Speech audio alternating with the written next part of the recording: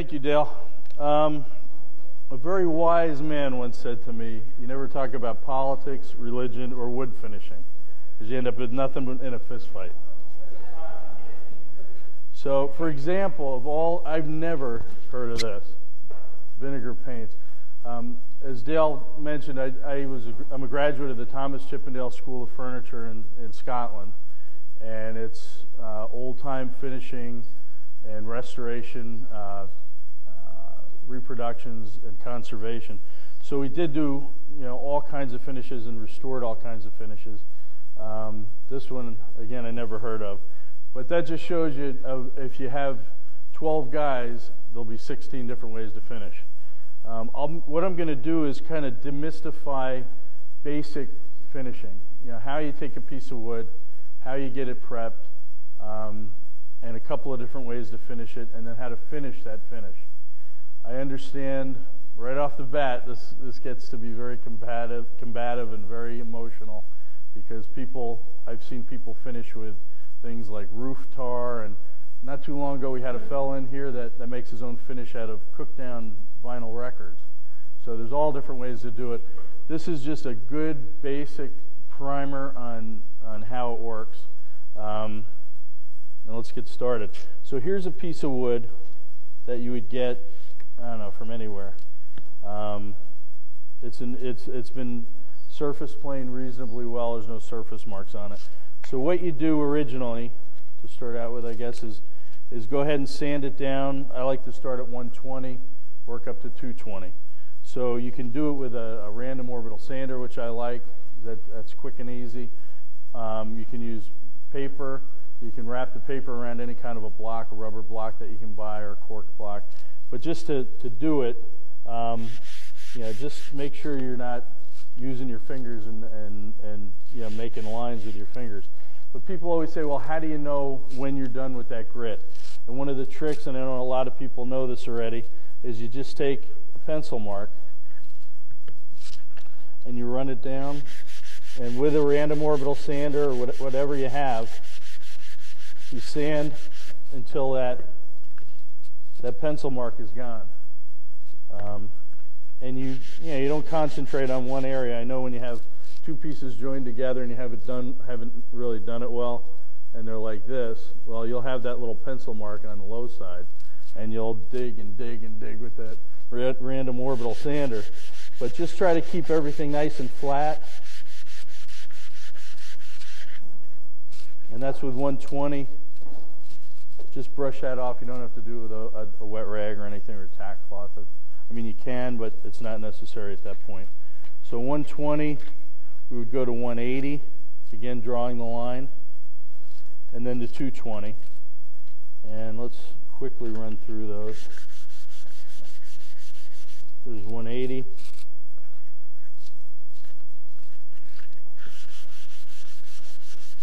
And then 220. In general, you don't want to go above 220 when you're staining, because it kind of closes up the pores, and it's a little difficult to get stain in, but staining is beyond the scope of this discussion. So there you go. On this side you have a nice, reasonable finish. When you're looking for finishes, of course, don't hesitate to stop at Woodcraft, because they provided all of this gear.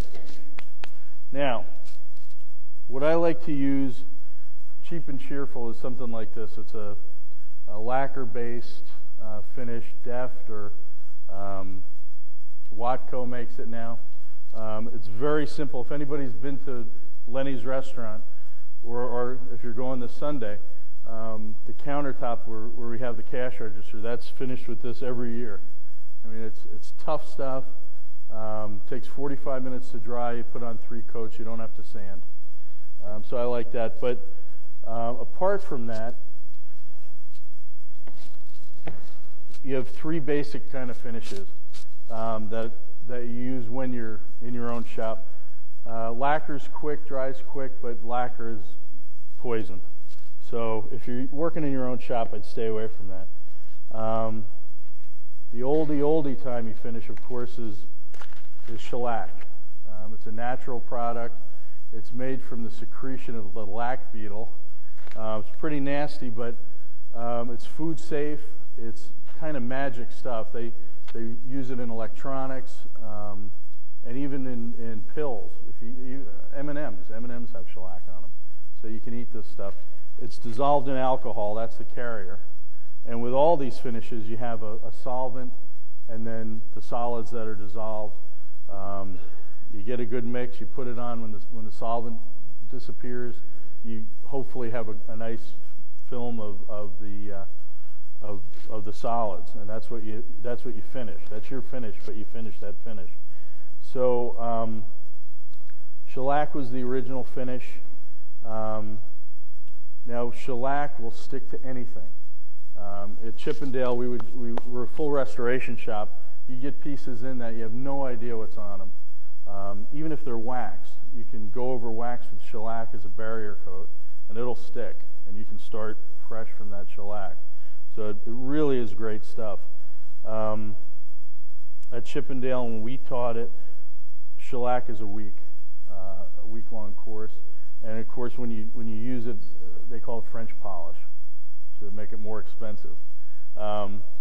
So that's something that we may go into at another time. You know, how to mix it, the different pound cuts, and how to apply it, and if you use oil and all of that. So that's one of the finishes, an alcohol-based finish. Another really good one, this is a modern finish, is water-based finish. It's a water-based polyurethane. This is your solvent. That's what you clean the brushes with. At Chippendale, we'd take like a piano. At one point, we got in a lot of pianos from Hong Kong. So we'd French polish the pianos, or a tabletop with shellac. The one problem with shellac is it's alcohol-based. So that's the solvent. So if somebody drops a drink on it, you can ruin your finish. Or it's the old finish that got the white rings from the water. So to protect from that, I was very, very surprised. We had this old piano that came in from Hong Kong, unbelievably expensive piece. It was all French polished, perfect.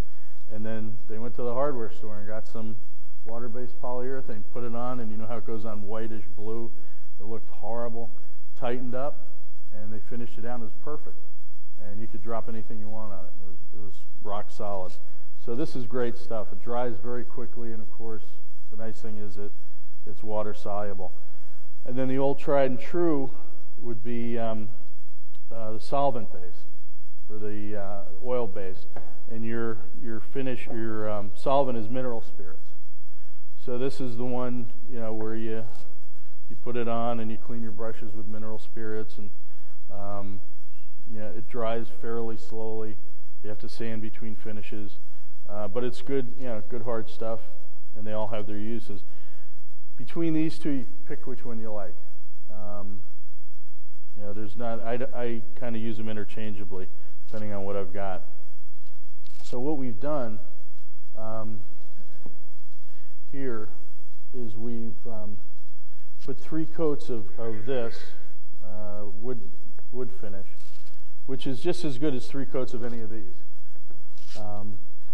And you have a finish that looks pretty good, and it's a pretty solid finish, and it'll do, but that's your barrier. What we like to do in the shop is finish that finish. Now, sometimes you see rotten stone and pumice in the baling containers, and you put that on and you abrade down your finish and then wax it up, and it's a whole process. But what I was taught, this is the other thing they have in the bag of tricks: just wax and steel wool. They call it wax and wire wool. So you can pick up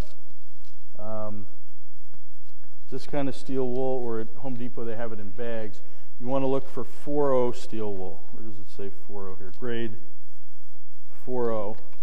And then on these, it'll say at the bottom, they have from 4, 3, 2, 1, double-aught, 3-aught, and then 4-aught.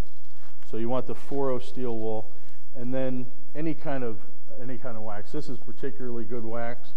but Johnson's paste wax, whatever you buy, it's going to last you forever. So, you know, don't feel like you have to get anything special. And all you do is you get some on.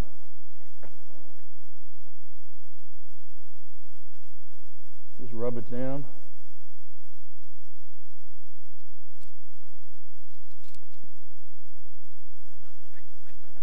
And then wipe it off, and you get your finish that you had into a finish that feels like a piece of furniture. And this can also be used on, use this on restoration, really quick and dirty restoration. Takes care of scratches, takes care of everything. So this is one of those things. Is anybody familiar with this? Does anybody have this in their bag of tricks? Okay, this is a great one. This is yeah, bowling alley wax. Yeah. Yeah. All right, so I'm sorry? Probably, yeah. No bowling alley stuff does. And then we did a whole section on wax where you can make your own wax in a cat food can. And the thing to remember is to do it on an electric burner, not a gas burner, because it gets really dramatic on a gas burner. Yeah.